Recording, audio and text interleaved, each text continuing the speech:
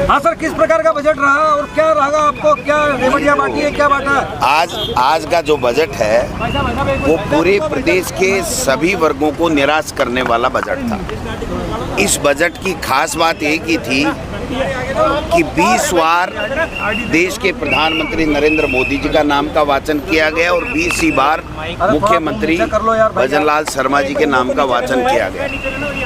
न किसान की बात थी, न खेती की बात थी, न ग्रामीण विकास की कोई बात थी, न नौजवान की बात थी, न नौकरियों की बात थी, और ना जो पेपर लीक चलाते थे उस पेपर लीक की कैसे आगे नहीं होगा इस बात की कोई बात थी। जो 25 लाख रुपए तक का इलाज हम फ्री करते थे हमारी सरकार के समय, उसको ये 25 लाख तक देंगे कि नहीं देंगे इस बात का भी कोई इस बजट में कोई बात नहीं आई है।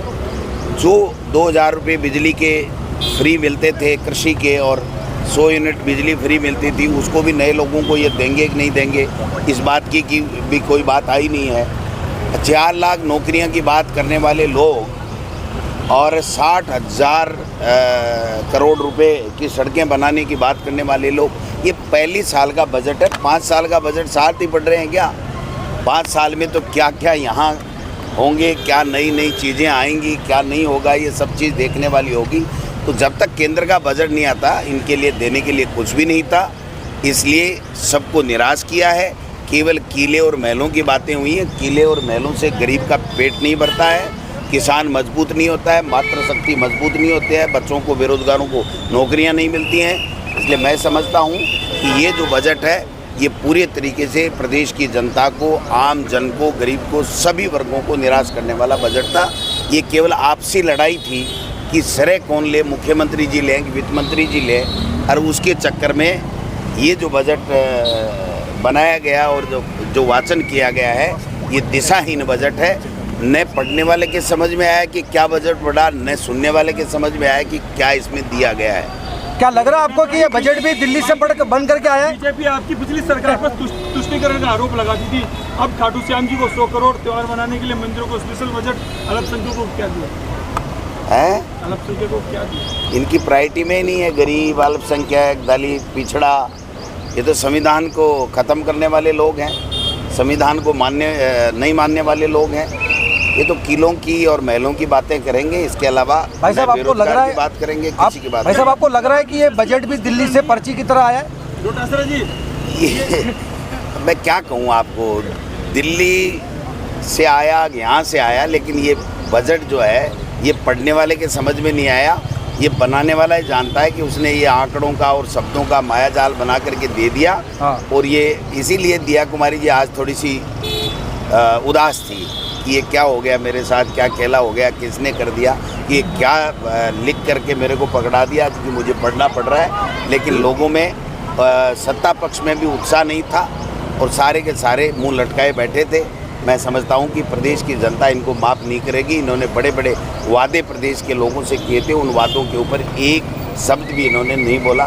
ये बहुत ही गलत बात। भाई साहब आखिरी सवाल, अभी बीजेपी वाले कह रहे हैं कि जो बजट समझ में आ जाए उसको बजट कहते हैं, और कांग्रेस वाले चाहते नहीं थे कि बजट सत्र में पूरी तरीके से इसको सही तरीके से पढ़ा जाए। तो इनको पूछो ना आपको क्या क्या मिला किस किस विधायक को। यहाँ से हम 50 एक बजट में 50 चीज़ें एक विधानसभा में और ज़िले में लेके जाते थे।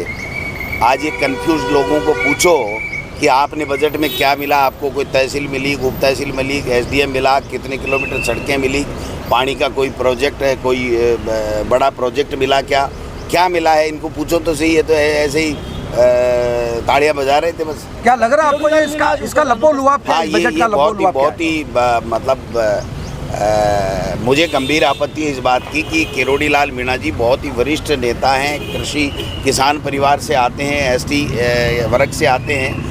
उनकी बातों को समावेश नहीं किया गया, उनके विचारों को यहाँ पर इस बजट में समावेश नहीं किया गया, और वो आज आए भी नहीं। और मुख्यमंत्री जी हंस रहे थे जब हम पूछ रहे थे कि कृषि का मामले में आप बजट का वाचन कर रहे हो और कृषि मंत्री आपका नहीं है, तो हंस रहे थे, वो कोई जवाब नहीं दे पा रहे थे। आप समझ सकते हो कि इनमें कितनी अंदरूनी लड़ाई है और क्या क्या अब खेला होने वाला है। आज वित्त मंत्री जी के साथ में किसी ने खेला कर दिया। अब खेला किसने किया, मुख्यमंत्री जी ने किया या अधिकारियों ने किया या और किसी ने किया, ये समझने वाली बात रहेगी आने वाले समय में। अच्छा, मुख्यमंत्री वसुंधरा राजे भी गैर मौजूदगी रही उनकी। अब वो तो उनको पूछो क्यों नहीं आई, लेकिन होते तो अच्छा लगता। मुख्यमंत्री पूर्व मुख्यमंत्री अशोक जी गहलोत साहब तो अस्वस्थ थे, कल मुझे कहा था कि मैं स्वस्थ होता तो ज़रूर आता।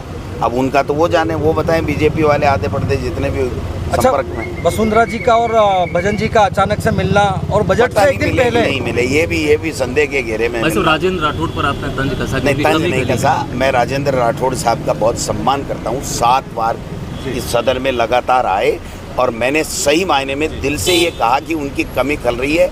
ऐसा नहीं होता, अगर वो होते तो और बेहतर सदन में अच्छी जो है वो डिबेट होती और अच्छी बात होती। डॉक्टर जी, जो बजट है ये वर्ग विशेष के लिए तुष्टिकरण नहीं है इसके लिए अरे कुछ तुष्टिकरण तो तब हो जब किसी को दे, अपने को तो किसी को दिया ही नहीं ना। ने इस किसी वर्ग को नहीं दिया ना। इसने अल्पसंख्यक का तो शायद नाम ही नहीं लिया होगा इन्होंने, दलित का भी नाम नहीं लिया होगा। राजस्थान की सबसे बड़ी दरगाह अजमेर है, उसको कुछ नहीं। हाँ, कुछ नहीं देंगे अपन 4 साल बाद में अपन देंगे। Thank you.